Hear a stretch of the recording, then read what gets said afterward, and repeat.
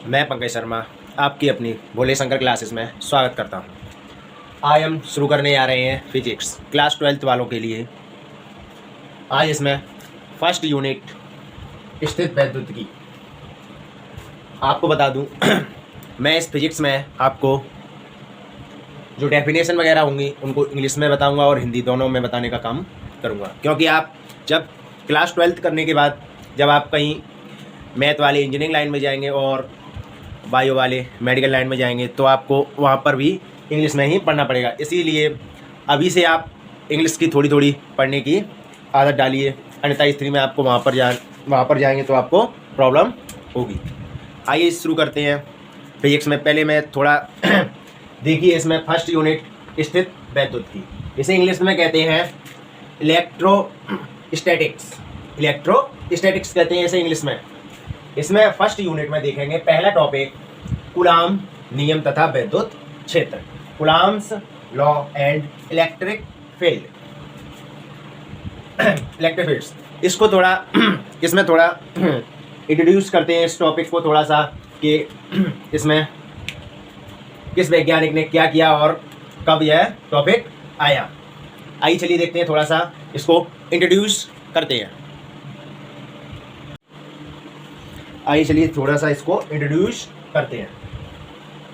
एक वैज्ञानिक थे बेंजामिन फ्रैंकलिन। यह वैज्ञानिक अमेरिका के थे। इनके दैनिक जीवन में एक छोटी सी घटना हुई, उसको आप मैं स्टोरी के रूप में आपको थोड़ा सा इंट्रोड्यूस कराता हूँ। एक बार अमेरिका में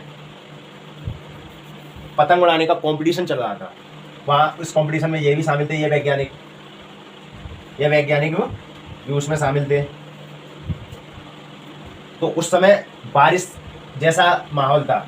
जैसे कि आप देखते होंगे जब बारिश जैसा माहौल होता है तो बादल गरजते हैं और बिजली भी थोड़ी सी चमकती है। तो उस बिजली के चमकने के कारण जहाँ पर ये धागा पकड़े हुए थे ना वो, तो इन्हें थोड़ा सा झटका सा महसूस हुआ। तब इन वैज्ञानिक बेंजामिन फ्रैंकलिन ने बताया कि जो बिजली कड़कती है वास्तव में वो प्रकाश नहीं होता। जैसे कि कई वैज्ञानिकों ने बताया कि वह प्रकाश है, लेकिन वास्तव में वो प्रकाश नहीं होता, वह भी एक विद्युत ही होती है, क्योंकि इन्हें विद्युत ऐसे थोड़े से झटके महसूस हुए। फिर प्रयोगों द्वारा पहला इन्होंने प्रयोग किया कि एक जो कांच की छड़ होती है उसको बिल्ली होती है, उसके हेयर यानी कि उसके ऊपर घिसने से विद्युत उत्पन्न होती है उससे, या बिजली के हेयर या फिलामेंट का कपड़ा होता है वो, उससे घिसने के बाद एक स्वतंत्रता पूर्वक एक छड़ से लटका दिया। ये कांच की छड़ थी, स्वतंत्रता पूर्वक यहाँ पर लटका दिया और दूसरी कांच की छड़ को इसके समीप लाए।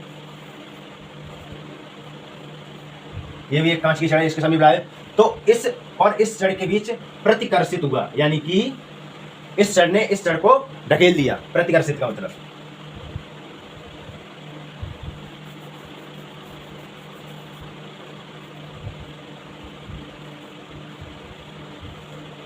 ढकेल दिया। दूसरा प्रयोग किया, जब ये दोनों समान छड़ थी तब उन्होंने देखा दोनों समान छड़ है तो प्रतिकर्षित हो रहा है। वैसे मैं आपको एक बात बता दूं, इन्होंने एक कारण बताया था, जो बादल वगैरह जो गरजते हैं ना, वो एक दूसरों में जब वो बिजली उत्पन्न होती है वो घसरण के कारण उत्पन्न होती है। जब बादल एक दूसरे के साथ घसरण यानी कि टकराते हैं, वो आवाज़ होती है, एक दूसरे के साथ टकराते हैं या एक दूसरे के साथ घसरण करते हैं, तब वह बिजली उत्पन्न होती है। घसरण के कारण होती है वो। दूसरा इन्होंने प्रयोग किया, वही सिस्टम रहा, यहाँ पर कांच की छड़ स्वतंत्रतापूर्वक लटका दी और यहाँ पर एक दूसरी छड़ ली, एवोनाइट की छड़ ली, ये धातु होती है। तो देखा इन दोनों के बीच आकर्षण उत्पन्न हुआ, यानी कि इसने अपनी ओर आकर्षित कर लिया। ये दोनों प्रयोग किए इन्होंने, और इन दोनों प्रयोगों में उन्हें एक आवेश उत्पन्न होता है इन दोनों प्रयोग में। जब दोनों धातु समान होगी तो प्रतिकर्षित होगा, अगर दोनों धातु अलग अलग होगी तो आकर्षण होगा।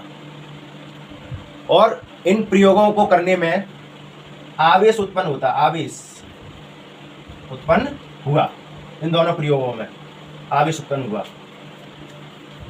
आवेश दो प्रकार का होता है। नंबर फर्स्ट धनावेश,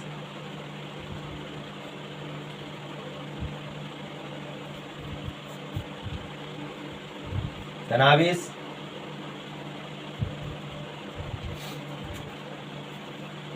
और नंबर टू ऋणावेश।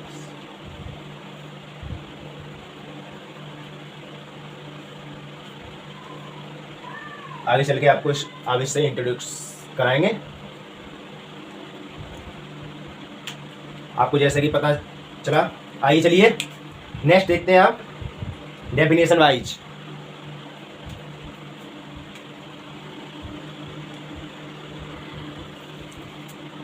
और आपको एक और बात बता दूं, इस समय ये प्रयोग किया गया तो हमको ये मालूम नहीं था कि यह कांच की छड़ धनावेशित है या ऋणावेशित है। एक तरीके से मान लिया था कि यह धनावेशित है और ये भी धनावेशित है कांच की छड़, और ये तो धनावेश है और इसे ऋणावेश मान लिया था। मतलब मान लिया था, कंफर्म नहीं था कि यह धनावेशित है या ऋणावेशित है। आइए इसके परिप्रेक्ष्य में मैं आपको एक बात बताऊं। जैसे कि दो पदार्थ हैं,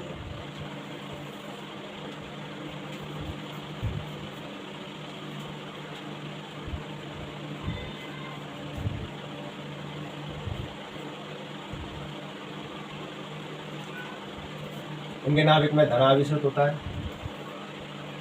और इनके जो बाहर है वो इलेक्ट्रॉन चक्कर लगा रहे होते हैं। जब इन दोनों के बीच घसरण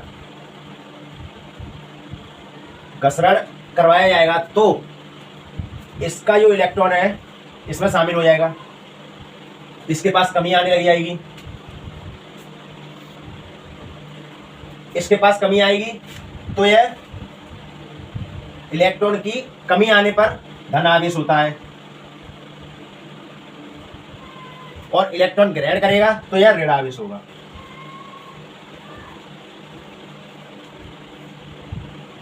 ऋणावेश होता है। यहां से इलेक्ट्रॉन इसके पास जाएंगे तो यह धनावेश, यानी कि कमी आएगी तो धनावेश, और ग्रहण करेगा तो यह ऋणावेश होगा। आइए चलिए अब इसकी डेफिनेशन वगैरह देखते हैं। इसी के आधार पर फिर उन दोनों छड़ों को, जैसे कांच की छड़ थी और एवोनाइट की छड़ थी, फिर उनका इंट्रोड्यूस किया गया कि वह उसमें धनावेशित होगा या ऋणावेशित होगा, किसी के बेस पर, इसी प्रयोग द्वारा। आइए देखते हैं डेफिनेशन। आइए चलिए देखते हैं मूल आवेश किसे कहते हैं। पहली डेफिनेशन है ये, और देखिए स्क्रीन पर आ गया होगा। इलेक्ट्रॉन को मूल आवेश माना गया है। किसी वस्तु पर उपस्थित इलेक्ट्रॉनों की संख्या उस वस्तु पर आवेश की मात्रा को प्रदर्शित करती है। यदि वस्तु पर इलेक्ट्रॉन की अधिकता है तो वह वस्तु पर ऋणावेशित होगी। यानी कि यदि मैंने आपको भी थोड़ी देर पहले एग्जांपल देके बताया था वो पदार्थ वाला, यदि इलेक्ट्रॉनों की अधिकता है तो वह ऋणावेशित होगी। यदि वस्तु पर इलेक्ट्रॉनों की कमी है तो वस्तु धनावेशित होगी। एक बार फिर से सुनिए, इलेक्ट्रॉन को मूल आवेश माना गया है। यदि किसी वस्तु पर उपस्थित इलेक्ट्रॉन की संख्या उस वस्तु पर आवेश की मात्रा को प्रदर्शित करती है। यदि वस्तु पर इलेक्ट्रॉन की अधिकता है तो वह वस्तु पर ऋणावेशित होगी। यदि वस्तु पर इलेक्ट्रॉन की कमी है तो वह वस्तु धनावेशित होगी। आइए चलिए आगे देखते हैं। आइए चलिए देखते हैं। माना किसी वस्तु पर उपस्थित इलेक्ट्रॉनों की संख्या n है, तब उस वस्तु पर आवेश की मात्रा स्मॉल q बराबर n। इस सूत्र का आपको उपयोग न्यूमेरिकल में देखने को मिलेगा, जहां हमारा q वस्तु पर आवेश की मात्रा है, q n उसमें उपस्थित इलेक्ट्रॉनों की संख्या है, और e हमारा इलेक्ट्रॉन का आवेश है, जिसका मान e का मान हमारा 1.6 × 10⁻⁻19 कूलाम होता है। समझ में आ गया होगा। एक बार फिर से देखिए, माना किसी वस्तु पर उपस्थित इलेक्ट्रॉनों की संख्या n है, तब उस वस्तु पर आवेश की मात्रा Q बराबर Ne, जहां पर Q हमारा वस्तु पर आवेश की मात्रा है, स्मॉल n उसमें उपस्थित इलेक्ट्रॉनों की संख्या है, और E इलेक्ट्रॉन का आवेश है, जिसका मान 1.6 × 10⁻⁻19 कूलाम होता है। अब आपको अच्छी तरह से समझ में आ गया होगा। नेक्स्ट हेडिंग देखते हैं, आवेश संरक्षण का नियम। आइए नेक्स्ट हेडिंग देखते हैं, आवेश संरक्षण का नियम। इसे इंग्लिश में बोलते हैं कंजर्वेशन लॉ ऑफ चार्ज। इसे बताने से पहले मैं आपको कुछ बता दूं कि हमारे इस भोले शंकर यूट्यूब चैनल पर, Bhole Shankar classes YouTube channel पर मैथ की क्लास भी कराई जाती है, और आपको केमिस्ट्री की क्लास भी मिल जाएगी, केमिस्ट्री की, और आपके लिए क्लास 12th वालों के लिए मैथ की अभी क्लासेस में कुछ वीडियो डली हैं, आप जा कर के देख लेना, अगर आपको अच्छी लगे तो देख लेना।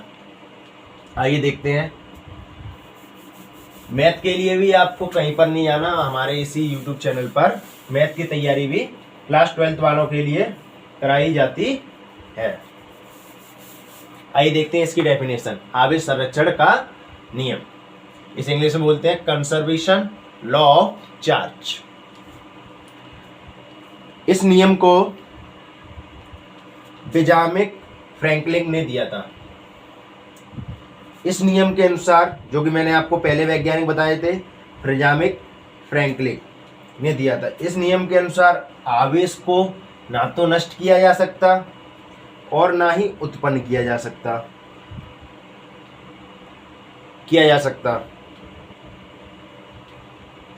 आवेश संरक्षण का नियम कहलाता है। यानी कि इन वैज्ञानिकों ने कहा, प्रयोगों द्वारा आवेश को ना तो नष्ट किया जा सकता और ना ही उत्पन्न किया जा सकता, बस एक रूप से दूसरे रूप में स्थानांतरण किया जा सकता है।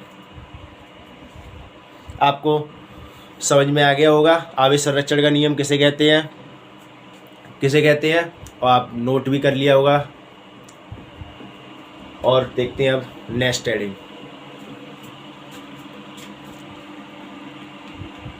नियम। जैसे कि मैं आपको एक एक करके ये डेफिनेशन करा रहा हूँ, तो आप अपनी एक नोट कॉपी बना लें, जिससे आपको ये नोट करते जाएं, जिससे कि आप जब बोर्ड एग्जाम देने जाएं तो आपको यह अच्छी तरह एक एक करके याद कर लें, जो कि आपके लाभदायक हो। बोर्ड एग्जाम तक मैं इस पूरी फिक्स को काफ़ी पहले ही कंप्लीट करा दूंगा मैं एक एक करके। ये मेरी वीडियो का पार्ट 1 है, इसमें कुछ टॉपिक है, और पार्ट 2 आएंगे, उसमें भी कुछ टॉपिक होंगे, पार्ट 3, ऐसे एक एक करके पार्ट बनाते जाऊंगा। और मेरे इस भोले शंकर को सब्सक्राइब कर लेना, भोले शंकर क्लासेस को। आइए चलिए देखते हैं कूलाम का नियम।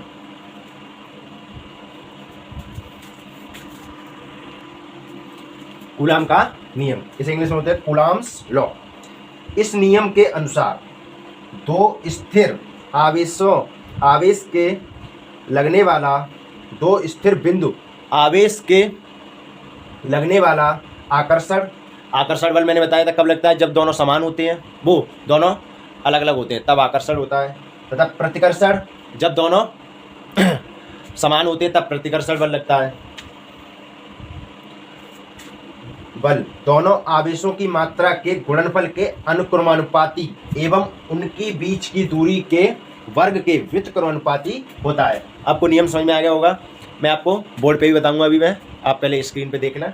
इस नियम के अनुसार दो स्थिर बिंदु आवेश के लगने वाला आकर्षण अथवा प्रतिकर्षण बल दोनों आवेश की मात्रा के गुणनफल के अनुक्रमानुपाती एवं उनकी बीच की दूरी के वर्ग के व्युत्क्रमानुपाती होता है।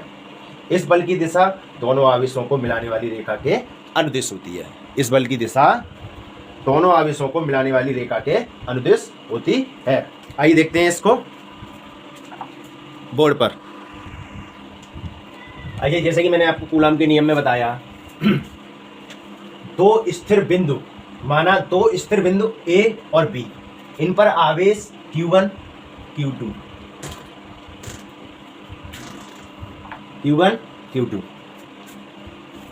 जैसे कि देखो हिंदी में कैसे लिखेंगे, माना दो स्थिर बिंदु A और B, स्थिर बिंदु A और B तथा इन पर आवेश Q1 Q2 है, जिनके बीच की दूरी R है। अब कूलाम के नियम अनुसार दोनों आवेशों के मध्य लगने वाला वैद्युत बल यानी कि आकर्षण हो सकता है और प्रतिकर्षण, दोनों में से कोई सा भी बल हो सकता है। अब नियम अनुसार चलेंगे। F प्रोपोर्शनल बताया था, दोनों आवेशों के गुणनफल के प्रोपोर्शनल यानी कि अनुक्रमानुपाती होता है, और बीच की दूरी के वर्ग के व्युत्क्रमानुपाती होता है। इसे समीकरण नंबर फर्स्ट, समीकरण नंबर सेकंड डाल देंगे, फिर समीकरण नंबर फर्स्ट और समीकरण नंबर सेकंड को संयोजित करने पर आइए देखते हैं। अब आगे देखते हैं, एक बार और फिर से देख लीजिए। दो बिंदु, इनके बीच की दूरी r, इन पर आवेश q1 q2। वैसे सिंपल भाषा में केवल इसको थोड़ा सा याद रखिए, इस चित्र को, और ये सब वैसे के वैसा ही बना कर लिख लेना। जैसे कि माना दो स्थिर बिंदु है, इन पर a और b है, इन पर आवेश q1 और q2 है, और इनके बीच की दूरी r है, तथा इन आवेशों के मध्य लगने वाला बल आकर्षण अथवा प्रतिकर्षण बल कोई सा भी हो सकता है, और जो कूलॉम के नियम के अनुसार प्रोपोर्शनल था और वो था। आइए इस डेरिवेशन को और आगे सॉल्व करते हैं। आइए चलिए देखते हैं। जब हम प्रोपोर्शनल उठाएंगे F बराबर, तब हमारा A आ जाएगा A into Q1 into Q2 upon R square, जहाँ A एक समानुपाती नियतांक है और प्रयोगों द्वारा हमारे A का मान 1/4 पाई एप्सिलॉन 0 के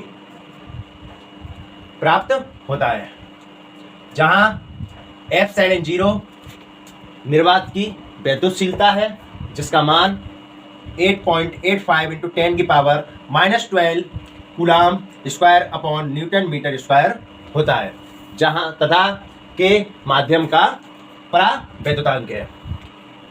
F बराबर 1/4 पाई एप्सिलॉन 0 के Q1 into Q2 upon R square. समीकरण नंबर फर्स्ट, निर्वात अथवा वायु के लिए K बराबर 1 मान लेंगे, तो हमारा F बराबर हो जाएगा 1/4 pi epsilon 0 Q1 into Q2 upon R square.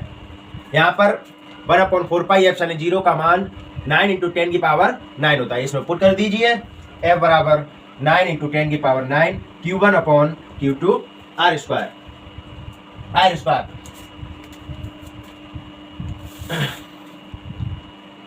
आपकी समझ में आ गया होगा कूलॉम का नियम। आइए फिर दोबारा से रिपीट कर देता हूं इसको मैं, और जैसे कि प्रोपोर्शनल उठाया तो F बराबर A आ जाएगा, कोई समानुपाती नियतांक कुछ भी मान सकते हैं समानुपाती नियतांक में, तो Q1 Q2 upon R square, जहाँ पर A एक समानुपाती नियतांक है, प्रयोग द्वारा A का मान 1/4 पाई एप्सिलॉन 0 इंटू K प्राप्त होता है, जहाँ एप्सिलॉन 0 इसको एप्सिलॉन 0 बोलते हैं, निर्वात की वैद्युतशीलता है, जिसका मान 8.85 इंटू 10 की power -12 coulomb square upon newton metre square होता है, तथा के माध्यम का परावैद्युतांक है।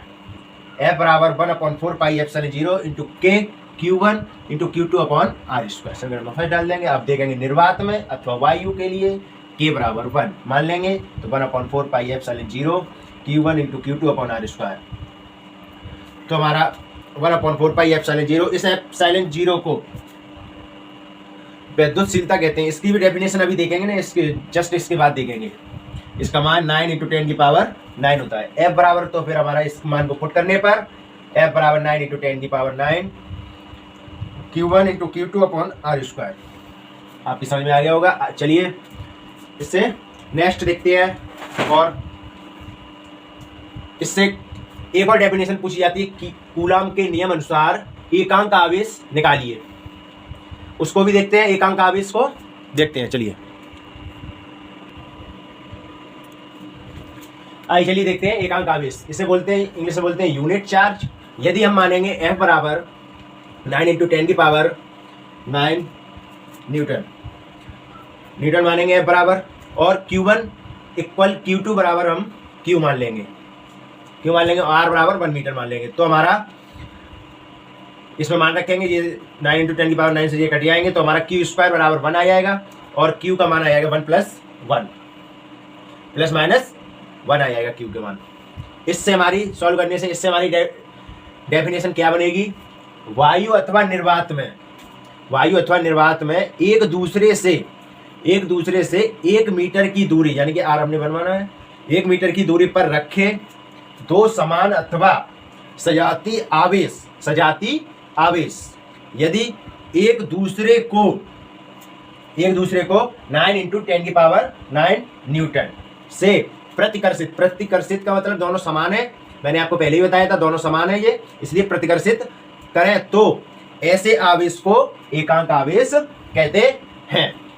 आपने देख ही लिया होगा, एक बार फिर से देखते हैं। जैसे कि हमने F बराबर 9 इंटू 10 की पावर 9 न्यूटन माना और Q1 Q2 को Q मान लिया और R को 1 मान लिया, तो इसे सॉल्व किया तो हमारा Q बराबर निकला +-1। इसी अनुसार इसकी डेफिनेशन बनाई गई। वायु अथवा निर्वात में एक दूसरे से 1 मीटर की दूरी पर रखे दो समान तथा सजाती आवेश यदि एक दूसरे को 9 इंटू 10 की पावर 9 न्यूटन से प्रतिकर्षित करें तो ऐसे आवेश को एकांक आवेश कहते हैं। आपकी समझ में आ ही गया होगा। आइए अब देखते हैं एप्सिलॉन 0 की डेफिनेशन। जैसे कि आपको ये पूछेगा एकांक आवेश को, जैसे कि कूलाम के नियम द्वारा एकांक आवेश को परिभाषित कीजिए। 2 नंबर में पूछेगा ज्यादा, आपको और ज्यादा नहीं पूछेगा। जैसे कि आपको दे रखेगा कि कूलाम का नियम बताइए तथा कूलाम के नियम अनुसार एकांक आवेश बताइए, इसी प्रकार पूछेगा। आइए देखते हैं विद्युतशीलता को और देखते हैं एप्सिलॉन 0 को, उसकी डेफिनेशन और देखते हैं। आइए परावैद्युतांक, इसकी डेफिनेशन देखते हैं। इलेक्ट्रिक कांस्टेंट इंग्लिश में बोलते हैं इसको। परावैद्युत के माध्यम वैद्युतशीलता एप्सिलॉन तथा निर्वात की वैद्युतशीलता यानी कि एप्सिलॉन 0 के अनुपात को परावैद्युतांक कहते हैं। इसे K के द्वारा प्रदर्शित करते हैं। जैसे परावैद्युतांक K बराबर एप्सिलॉन अपॉन एप्सिलॉन 0। आइए वैद्युतशीलता की विमा और देखते हैं निर्वात में।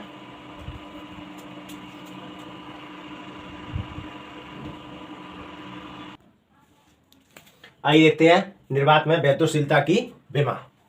वैद्युत बल का सूत्र लेंगे F बराबर 1/4 पाई एप्सिलॉन 0। आपको लगा होगा यहाँ पे K क्यों नहीं लगा, क्योंकि निर्वात में, इसलिए K बराबर 1 होता है। 1/4 pi epsilon 0 Q1 into Q2 upon R²। अब इसमें यहाँ पे प्रचार कर लेंगे, एप्सिलॉन 0 का मान निकालेंगे। एप्सिलॉन 0 का मान निकलेगा 1/4 पाई निकलेगा, यहाँ पे एप्सिलॉन नहीं आएगा, 1/4 पाई 1/F R²। अब इसका मान लिख देंगे, क्योंकि जो न्यूमेरिकल वैल्यू होती है उसकी विमा नहीं होती, उसका मान ही रखते हैं। एप्सिलॉन 0 का मान विमा लिखकर इसकी विमा निकाल लेंगे। M-1 L-3 T4 A की पावर 4, ये हमारी विमा निकल आएगी। आइए कुछ कूलाम के नियम का कुछ वो देखते हैं, कुछ इंपॉर्टेंट इफेक्ट देखते हैं, जो कि 12th क्लास के बाद आप कंपटीशन के लिए आएंगे उसके लिए वो इंपॉर्टेंट है, और आपके बोर्ड एग्जाम में उससे MCQ टाइप क्वेश्चन भी बन सकते हैं और आपको कभी 2 नंबर में पूछ भी जाते हैं। आइए वो देखते हैं कुछ इंपॉर्टेंट इफेक्ट कूलाम के नियम से। आइए देखते हैं कूलाम के नियम के कुछ महत्वपूर्ण तथ्य। Important fact of coulombs law. पहला, यह नियम गति के तृतीय नियम का पालन नहीं करता। कूलाम का नियम होता है, ये हमारे गति का तृतीय नियम का पालन नहीं करता।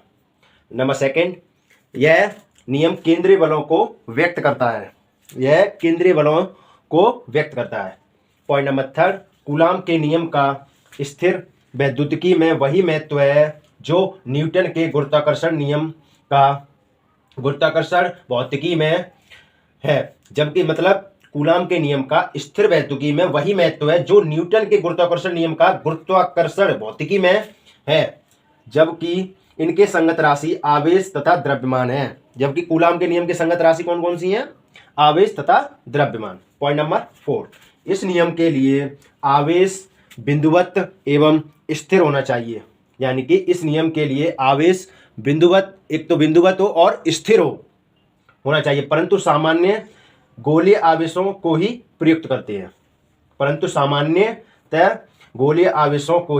प्रयुक्त करते हैं। यदि एक आवेश Q1 दूसरे आवेश Q2 पर कोई बल आरोपित करता है, तब यदि तीसरा आवेश Q3 पास में लाया जाए तो Q1 तथा Q2 आवेश पर कोई आरोपित बल अपरिवर्तित रहता है, यानी कि उस पर कोई प्रभाव नहीं पड़ेगा उन दोनों आवेशों पर। जैसे कि यदि Q1 Q2 पर कोई एक बल कार्य करता है, यदि उस पर Q3 आवेश लाया जाए, यानी कि तीसरा आवेश लाया जाए, तो उन दोनों आवेशों पर कोई प्रभाव नहीं पड़ता। आइए चलिए आगे देखते हैं। पॉइंट नंबर 6, 10 की पावर 50 मीटर की कोट या इससे कम दूरी के लिए दो आवेशों के मध्य बल के लिए कूलाम नियम लागू नहीं होता, क्योंकि तब नाव के बल भी उपस्थित होते हैं। यानी कि अगर 10⁻⁻15 से कम है आवेश तो यह कूलाम नियम लागू नहीं होता। लास्ट पॉइंट नंबर 7, कूलाम का नियम व्युत्क्रम वर्ग के नियम का पालन करता है तथा कूलाम बल संरक्षी बल है। कूलाम बल संरक्षी बल है। कूलाम का नियम व्युत्क्रम वर्ग के नियम का पालन करता है तथा कूलाम बल संरक्षी बल है। ये सारे इंपॉर्टेंट फैक्ट थे जो आपको मैं स्क्रीन पे आपको दिखाई दे रहे होंगे, आपको नोट कर लेना अपनी कॉपी पर। इसी के साथ मैं अपनी वीडियो का अंत यही करता हूं। अब नेक्स्ट वीडियो में नेक्स्ट पार्ट के साथ नए टॉपिक के साथ मिलेंगे, नई डेफिनेशन में होंगी और नेक्स्ट पार्ट में मिलेंगे। अगर आपको वीडियो अच्छी लगी हो तो वीडियो को लाइक करें एंड शेयर करें अपने दोस्तों के साथ, और क्या कहते हैं और मेरे YouTube channel Bhole Shankar classes को सब्सक्राइब कर लें, जैसे कि नेक्स्ट पार्ट डालूं, और बेल आइकन प्रेस कर लें, जैसे कि नेक्स्ट पार्ट डालूं तो आपको नोटिफिकेशन मिल जाए। धन्यवाद।